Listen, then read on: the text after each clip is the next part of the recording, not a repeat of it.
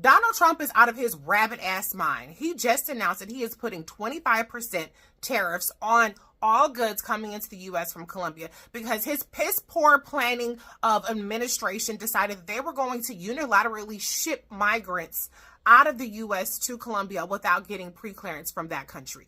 Just like the United States has borders and people can't just ship people to the United States without our permission, we can't do the same with other countries, okay? And so what they should have done is they should have coordinated and got the clearance. I guess they thought that Donald Trump, being a big old orange, greasy bully, funky ass, was just going to be able to dictate to other sovereign nations. And that ain't how it works. Let me just break it down when it comes to these tariffs. All of these other things talking about sanctions and travel stuff, that's a whole nother shit show. But the tariffs, let me put it very clearly.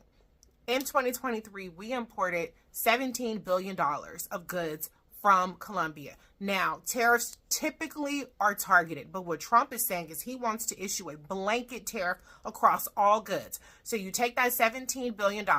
Now that $17 billion of goods that we've imported costs over $21 billion. He's saying within a week that 25% tariff is going to be 50% tariff. So that means that $17 billion now costs us, the American people, $25 billion.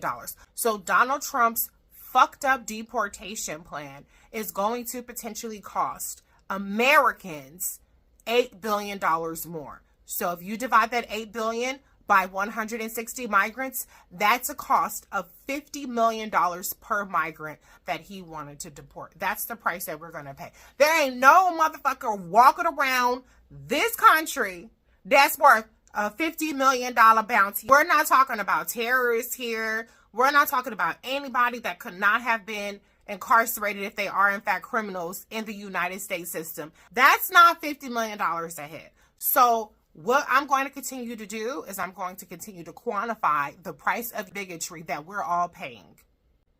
Oh, and before I go, the unqualified, unfit, degenerate Pete Hegseth's first order of business is saying DOD does not equal DEI. With all of the world conflicts going on, with all of the threats that we're facing in this country, particularly on the issue of cyber, that ain't what Pete Hegseth is worried about. He's worried about DEI in the military. DEI in the military exists because of people like Pete Hegseth who were segregationists, who make it harder for people who are not white men to advance within the ranks of the military. He's the poster boy for why those policies exist. And guess what? Now he gets to undo it. He would make his Jim Crow ancestors very proud.